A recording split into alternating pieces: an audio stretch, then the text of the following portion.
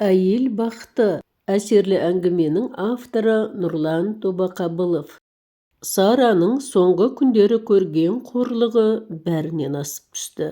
Асқардың Астанадан келгеніне бір апта болса, содан бері ұйықтамапты да. Түнде араққа сылқия тойып келеді де таң атқанша төсекке тартып әурелейді. Аядай 3 бөлмелі ғана үйлері бар. Жапсарлас бөлмеде бала шағасы жатады. Қара шаңырақты кеңейтетін, жөндейтін ер азаматтың түрі мынау. 10 жылдан аса Астана асып, жұмыс істесе де үйіне соқыр тиынды алып келмепті. Соңғы 10 жылда оның сау кезін көрмепті де.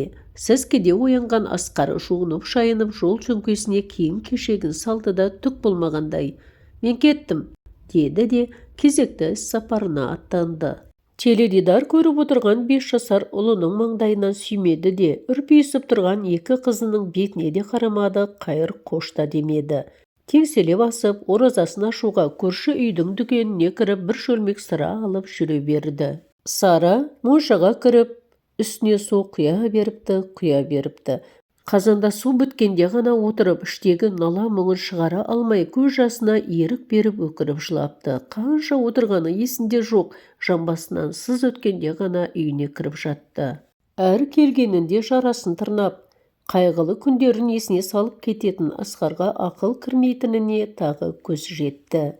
Оны ойласа, өне бойын жеркен шайлап, иттің етінен де жек көретінін сезінді. Ұл қызымның әкесі ғой, Құдай қосқан жарым, әлі де түзелер, ескірер деген сенімін бір жолата жоғалтқандай. Бір кездері ұнатқандай болған, сүйгендей болған сезімнің бірі де жоқ. Қанаттыға қақтырмай, тұмсықтыға шоқтырмай өсірген аяулы ата-анасы, қызғыштай қорыған 2 ағасы осындай жаманға қиып бергенін қайдан білсін. Бақытты болған сәттерін есіне ала алмады да, жастыққа тұмсығын тығып тұншығып тағы да жылады. Құдай-ау, мен осындай өмірді сұрап па ем? Мен не деген бақытсыз сормаңдай едім деп өз-өзін іштей мүжей берді. Сүреңсіз көрініске толы өмірі көз алдына келе берді. Сара талдырмаш бойлы ақ құбаның әдемісі еді. Іш бауырыңды баурап алатын жұмсақ дауысты нәзік жан еді. Шымкенттегі медициналық колледжді бітірер жылы Асқармен танысқан.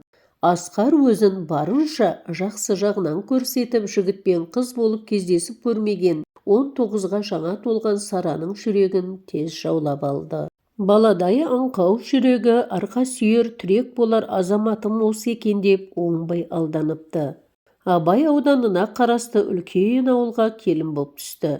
Беташар өткен соң ауыл қатындарының өзіне тосырқай, мүсіркей қарап, ойбой, әп-әдемі қыз екен-ау, маңдайыңның соры бесел екен ғой деп бастарын шайқап кеткенде түк түсінбеген екен. Сарадан бұрын бұл босағаны 2 қыз аттап үлгеріпті. Алғашқысы бақуатты жердің қызы екен, бұлардың жұпыны үйін көріп, берекесі қашқан отбасы екенін сезіп, анасымен кетіп қалыпты.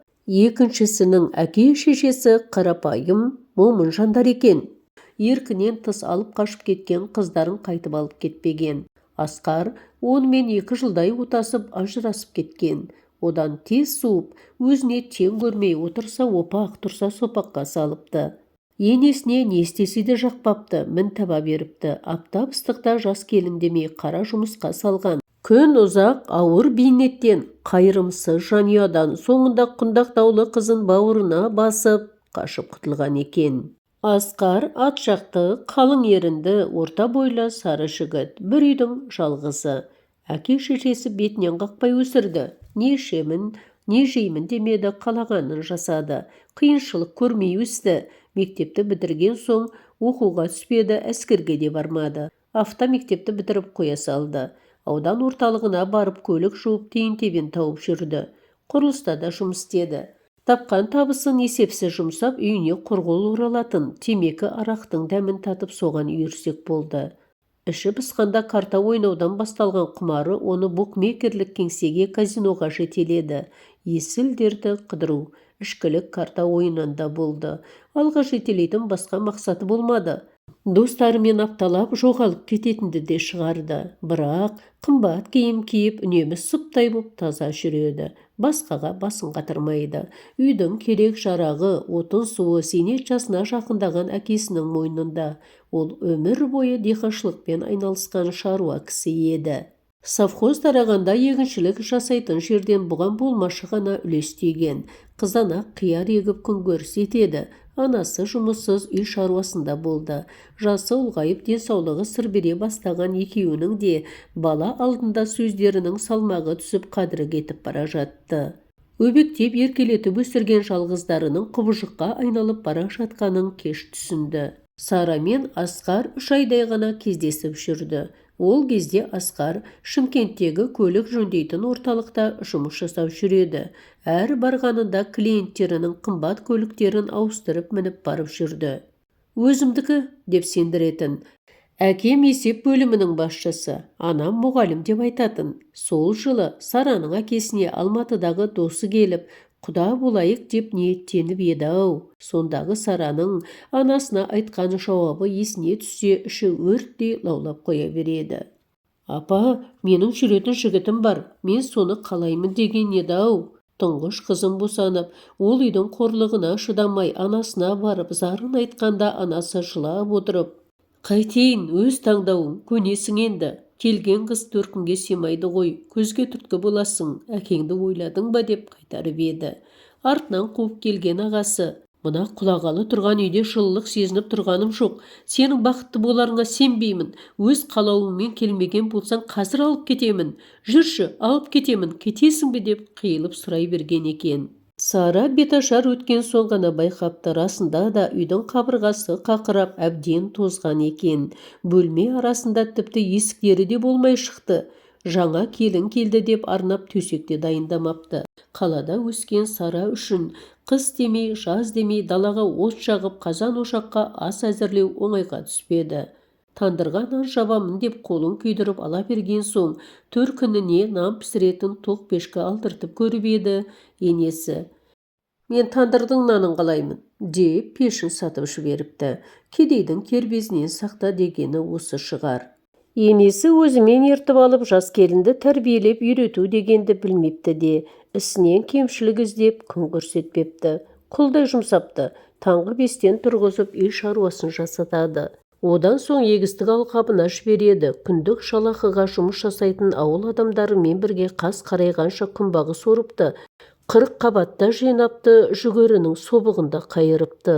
Шаршап шалдығып келгенде енесі безірейіп кешкі асты да дайындатады. Ал күйеуі күні бойы қыдырып, мұның ауыр бейнетпен тапқан ақшасын жұмсап теледидар қарап жатады. Шыдамы шегіне жеткен күндері жөн айтамын деп күйеуінен талай рет таяқта жеді. Енесі не істесе де жақтырмай. Алдыңғы 2 қатынын құсап кетіп қалама, кім білсін, болатын адам ба, болмайтын адам ба деп қатал сынға салып баласын қарсы қоюдан шаршамаған. Сара сонда да әулет үшін, жары үшін жасалатын қасиетті де киелі міндетін мүлтіксіз атқарып жүре берген. Мен осының бәріне қалай шыдап жүрмін осы деген ойда келмепті. Қазір ойласа қалың тұманның ішінде адасып жүргендей өмірі өте беріпті. Бұл отбасының сырын жақсы білетін қоңсы қолаңның жанашып, осы сені оқып тастамаған ба? Енең емші балгерлерге көп барады дегенін де елемеген. Ата енесіне бәйек болып көңілдеріне қаяу түсірмейін деп бар жағдайын жасаған. Ерінің ерсі қылықтарына көз жұма қарап асты үстіне түсіп елпектеп жүрген. Тағдырым деп танып бәріне төзген. 2 қыз бір ұл сүйді. Екіншісіне аяғы ауыр кезде енесі ауыр дертке шалдығып төсек тартып қиналып қайтыс болды. Анасы дүниеден озған соң Асқар ішкенін үдете түсті. Астанада құрылыста жұмыс істеп жатырмын деп 2 жайлап үй бетін көрмейді. Бар тапқанына карта ойнап бей-берекет жүре берді. Сара ерге шыққалы бүкіл жас өмірі ауыр еңбекпен өтсе де ешкімге сырын айтып налымаған. Теккінің астында қалып, ауруханаға түссе де төркініне тіс жармаған. Келін боп түскеннен кейін 1 жеті өткенде анасына хабарласып, апа, енем қалың малға 200 мың бердік, сен үшін қарыздандық, жұмысқа шығып ақша тап деп жатыр деген. Анасы сол кезде уайым қайғыға беріліп қатты ауырып қалды. Алған қалың малын қайтарып берді. Қызының жасауын да түгендеп беріп кеткен. Одан кейін анасының денсаулығына алаңдап бәрі жақсы деп жүре берген. Ақ көйлек киіп аяулы жар атану әрбір қыздың арманы. Бір кездегі ерке, тәкаппар қыз бейне бір сиқырлап қойғандай, қиындыққа мойынсынып, ене әмірін екі етпей орындап жүрді. Құдалық тойға қолы күс-күс болып егістік алқабында еңбек етіп ақша жинады. Асқар жұмыс істемей күнде ішіп келіп жанжал шығарғанда, Сара ата енесінің бөлмесіне тығылып жатып қалатын. Асқар кейінірек өзінің асыранды бала екенін білгенде мінез құлқы тіптен өзгерді. Ата-анасында адам құрлы көрмейтінді шығарды, көп ренжітіп, қолда көтерді. Сара кіші баласы 3-ге толғанда ауылдық емханаға жұмысқа орналасты. Өмірін жұмысқа арнап, адамдармен араласып, пікір алмасудың қандай бақыт екенін сезінді. Алды артын бағамдай бастады. 30-ға тарта қызметкері бар мекемеде өзін өзі кәсіби жетілдіріп, жақсы қырынан көрініп, басшылық назарына ілікті. Кәрілік жеңіп, сал ауруына шалдыққан атасын 1 жыл күтіп бақты. Асқардың бір аптаға келіп кетудегі бір мақсаты әкесінің жылдық асын беріп құран бағыштау еді. Әке алдындағы соңғы міндетін ауылға жеткен бойда ұмытып, бар ақшасын картаға ұттырды. Осының бәрін ойлап жатқан Сараның көзі ілініп кетіпті. Баласы иығынан түртіп ұятты. Мұздаған денесі жылып, бойы сергіп қалыпты. Басын көтеріп бөлмеге көз жүгіртіп еді, төрде 2 қызы бір-бірімен сөйлесіп отыр екен. Әкемнің кеткені қандай жақсы болды, е? Анашымда көңілді жүреді енді. Енді келмесе екен, е? Асқардың қалаға кеткеніне 2 айдың жүзі болды. Күн ара хабарласып тұрады. Ішіп алған кезінде немесе көк тиынсыз қалғанда баш жазуға ақша сал деп әкіреңдейді. Кейде табысы артқан күндері ел жатқанда қоңырау соғып, сенің 1 айда тапқаныңды мен 1-ақ күнде табамын, білесің бе? Сен мені неге сағындым демейсің? Қашан келесің деп сұрауды да қойдың. Сен қатын өзгеріп жүрсің. Маған мұнда қатын көп. Сенімен ажырасып басқасын алам керек болса, деп мазасын алады. Сара соңғы кездері телефонды көтермей қоятында болды. Көктем келіп, жер көгеріп, дала жаңа түрге енген. Сараның бұл күндері көңіл күйі көтеріңкі. Әріптестерімен әзілдесіп, ыңылдап ән айтып та қояды. Күйеуі ауылға келмесе, қызыл гүлдей құлпырып өз-өзіне келе бастайды. Бүгін Сара жұмысқа әдеттегіден ертерек барып қойды. Жұмыс бөлмесінің есігін аша бергенінде бас дәрігердің кабинетінен шыққан бейтаныс кісіні көзі шалып қалды. Ұзын бойлы, қырмұрынды шашы қалың қара торы келген жіңішке сұлу кісі екенін байқап үлгерді. Басын изеп сәлемдесті. Ол да басын шұлғыды. Кейіннен білді, емхананың жаңадан тағайындалған бас дәрігері екен. Аудан орталығынан келіп істейді екен. Сара сол күннен бері қиялға берілетін шағы қайта оралғандай, көңілге түрлі ойлар келетін болып алды. Бас дәрігердің жалт бұрылып қарағандағы жанары жатса тұрса бір есінен шықпай қойды. Оны танитын сияқты ма, ренжітіп алып, кешірім сұраудың ретін таппай жүрген бір жақын адамы секілді көрінеме, әйтеуір белгісіз бір күй кешті. Бетпе-бет кездесіп қалғанда ол да арбалған жандай абдырап қалады екен. 8 наурыз күні ұжымдағы 5 жігіт 25 қызға дастархан жазып мерекелік кеш өткізді. Бас дәрігер тілек айтқанда Сараның жүрегі селт ете қалды. Не деген жағымды дауыс, қалай мәдениетті, әрі шебер сөйлейді деп таңғалды. Оның қоңыр дауысы құлаққа жағып елітіп барады. Тым таныс дауыс, жоғалтып алып, ұзақ жылдан кейін қайта табысып, өзіне ұмсынған жандай ішін елжіретіп барады. Құттықтау тілектен соң жігіттер бір-бір құшақ гүлді қыздарға таратып жатқанда бас дәрігердің өзі келіп гүлі сұнды. Сараның толғанған қолы дірілдеп кетті, бойын ешқашан сезінбеген бір жалын шарпып өтті. Жүрек түкпірінде қалғып кеткен бір сезім ояна бастағандай. Мақсат әйелі екеуі аудандық ауруханада 20 жыл бірге жұмыс істеді. Былтыр әйелі жол апатына түсіп, өз ауруханасында жан тапсырып еді. Мақсат күйзеліске түсіп, есеңгіреп қалды. Ол жерде жұмыс істегісі келмеді. 1 жыл ақысыз демалыс алып үйінде болды. Ұлы мен қызы университетке оқуға түсіп үлкен қалаға кеткен соң жалғыз қалды. Өмірге үмітін қайта ояту үшін жұмысқа шықты. Басшылық осы ауылға бас дәрігер етіп жіберді. Жұмыс уақыты бітіп, емханада ешкім қалмағанда Мақсат та кабинетінен шықты. Есігін құлыптап кете бергенінде Сараның жұмыс бөлмесінде жарық жанып тұрғанын байқады. Есіктен сығалап қарап еді, басын төмен салып, Сара жылап отыр екен. Қасына барып тізерлеп отыра кетті де, «Саған не болды, Сара? Неге жылайсың?» деп шашынан сипап алғанын өзі де байқамай қалды. Сара емханада ешкім қалмаған деп ойлап еді. Бастығының алдында қатты қысылғанымен көкірегіндегі өксік көз жасы арқылы шыға берді. Ештеңе айтпаған соң Мақсаттың қам көңілі босап, жүрегі езіліп қосылып жылады. Балада егіліп отырған Сараны құшақтап алды. Асқар Астанаға ерте келгенімен ештеңеге зауқы соқпады. Жол бойы ішкен арақтың уы ішін күйдіріп мазасын алды. Пәтеріне барып жатып қалды. Қаладағы мол табыс табуға болатын жиһаз құрастыру орталықтарының бәрінде жұмыс істеді, бірақ ешқайсысында 1 жылдан артық тұрақтамапты. Былтырдан бері құрылыс заттарын сататын дүкенде жүк тиеуші болып жұмыс істеп жүр. Асқар кеш бата жақын маңдағы дүкеннен сыра алуға шықты. Дүкенде Зарина отыр екен. Зарина күйеуі қайтыс болған соң ауылдағы үйін сатып қалаға көшіп келген, бір ұл бір қызы бар. Бірнеше жылдан бері осы дүкенді дөңгелетіп отыр. Асқармен 2 жыл бұрын ас үй жиһазына тапсырыс беруге барғанда танысқан. Асқар әйелімен айырылысып, үй жайын қалдырып далада қалдым деп өзін ешкімі жоқ бейшара етіп көрсеткен. 1 жылдай оның үйінде тұрды. Қарызға ақша алып, білдірмей бағалы әшекейлерін үптеген. Оның қыр-сырына қанық болмай жатып, үйіне кіргізгеніне Зарина сонда өкінген. Асқар дүкенге кіріп сөреде тізіліп тұрған арақты көргенде көзі жайнап кетті. Заринамен салқын амандасты да, «Bir шиша берші, ақшасын ертең берейін», деді. «Мен саған мұнда жолаушы болма деп едім ғой».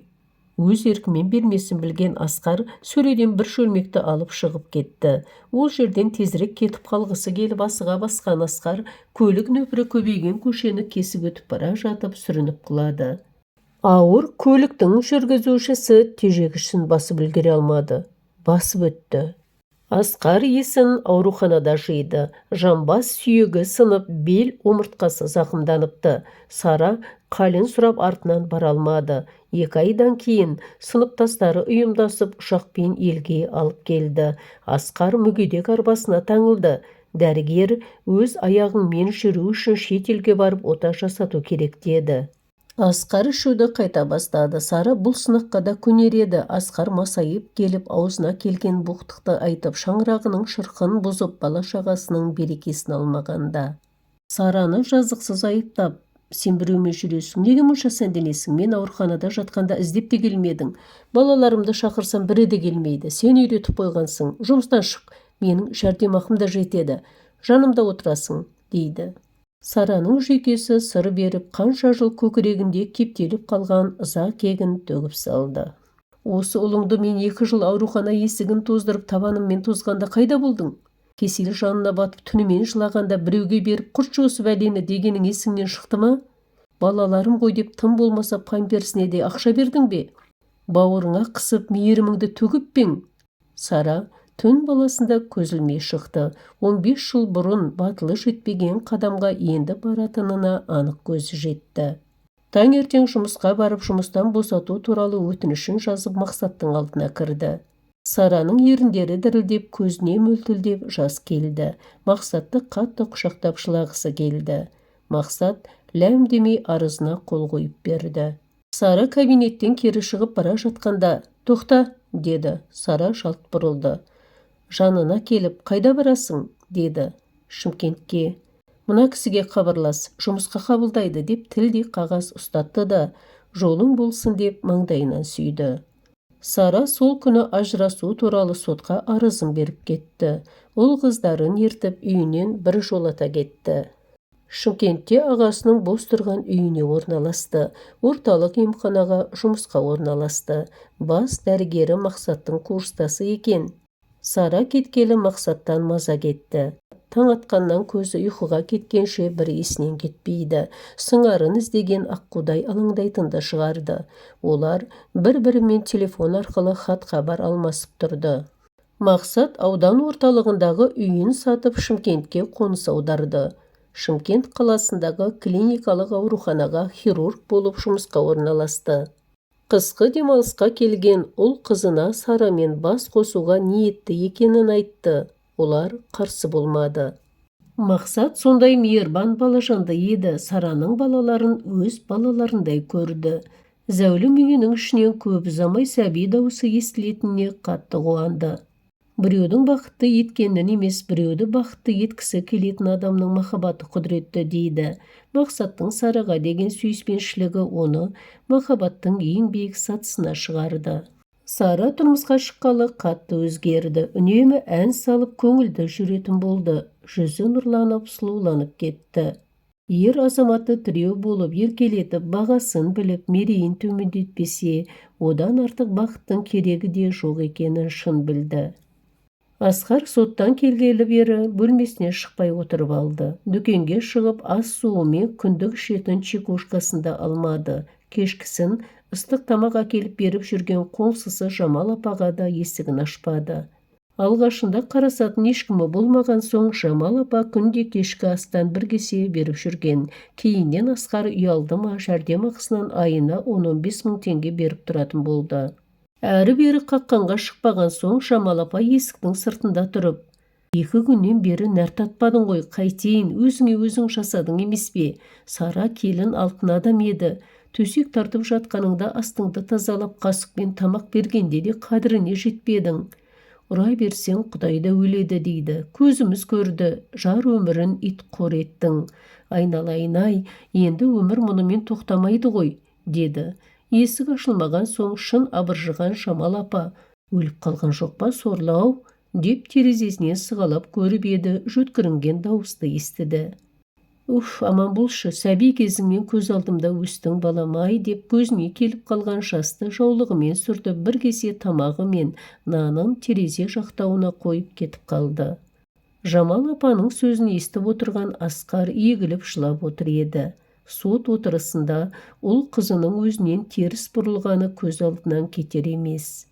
Сот ішімдікке әуестігін ескеріп, балаларын көріп тұру құқынан да айырғаны санасынан кетпей қойды.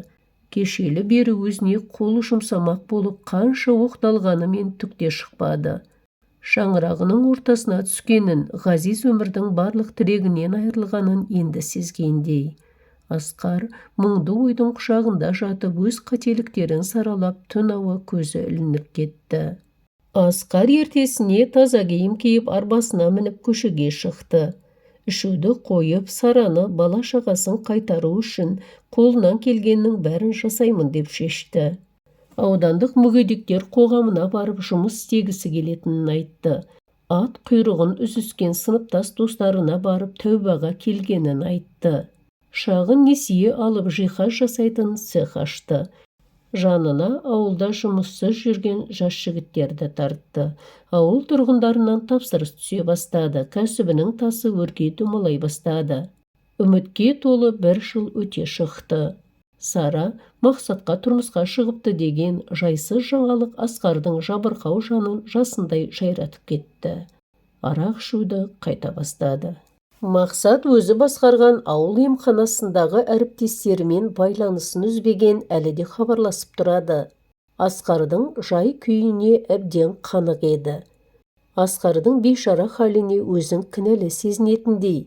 Балалары өзін әкешім деген сайын төменшіктеп, жүрек тұсы шым етіп, оның тағдырына алаңдай түседі. Бойындағы жанашырлық сезімнің иненің жасуындай сәулесін сөндіре алмады. Мақсат бұл күні аурухананың травматология бөлімін басқарады. Оны тәжірибе алмасып, Қазақстанды күрделі науқастарды емдеуге жәрдемдесу үшін туркиялық дәрігерлер келгелі бір ой масалай берді. Ол ойын Сараға айтпады. Сара ұл босанып бала күтімінде отырған. Мақсат Абай ауданының бас дәрігеріне хабарласып, Асқарды Шымкентке жеткізуді сұрады. Асқар өзіне жасаған отаның басы қасында кімнің жүргенінен, қосымша ақысын кім төлегенінен әлі хабарсыз еді.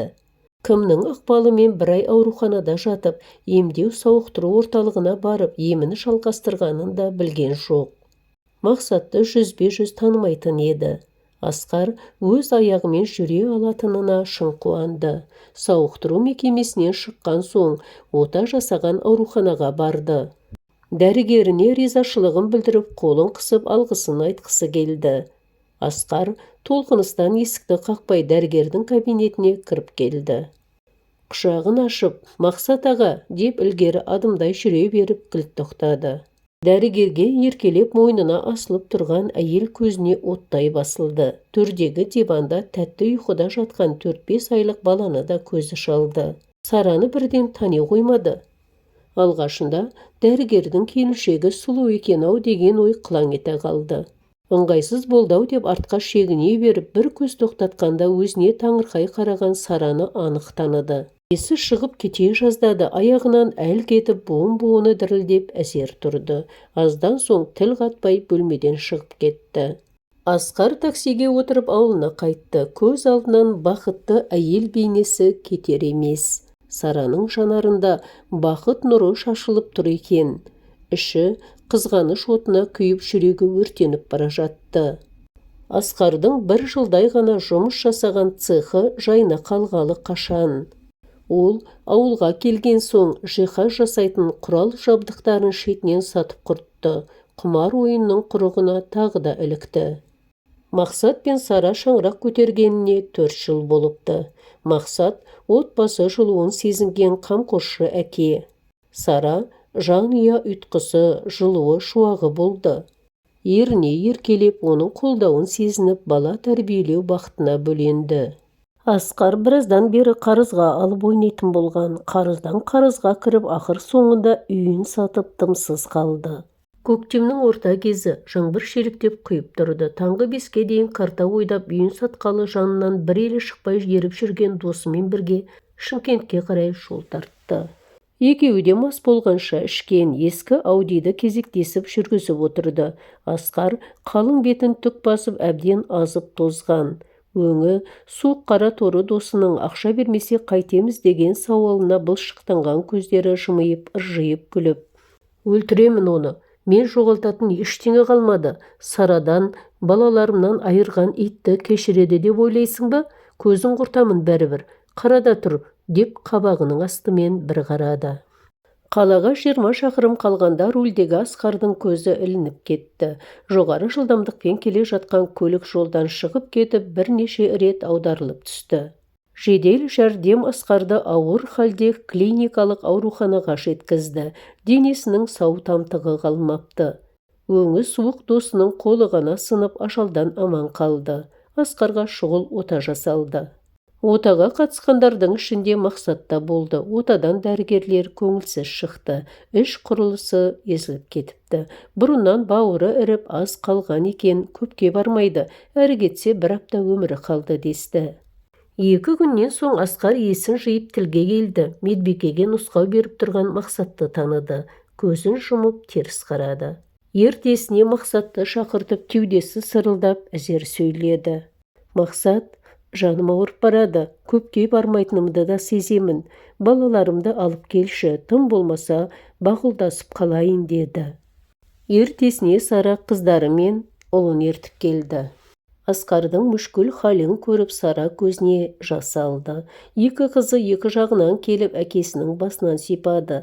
Дамир де ересек адамдарша әкесінің қолынан қысып: «Әке, жазылып кетіңіз. Неге үйге келмей қойдыңыз? Мен сізді күтіп жүрдім ғой», деп езіліп жылады. Асқар сөйлеуге мұршасы келмей ыммен ғана иық қағып жатты. 2 көзінен парлай аққан жас бетін жуып жатты.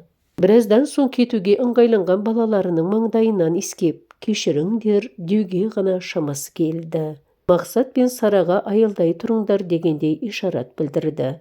Асқар бар күшін жинап, әр сөзін үзіп-үзіп: «Сара, мені кешір. Жақсы жанды кезіктіргеніңе қуаныштымын. Бақытты болыңдар. Мен саған әйел бақытын сыйлай алмадым. Мен түзеле алмадым. Мені осында жерлеңдерші. Балаларым қабірімнің басына келіп тұрсын. Менің басқа кімім бар?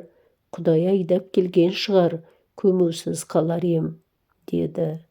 Асқар кеш бата жан тапсырды. Әңгіменің соңы. Әңгімені ықшамдап оқыған Роза Сұлтаналиева.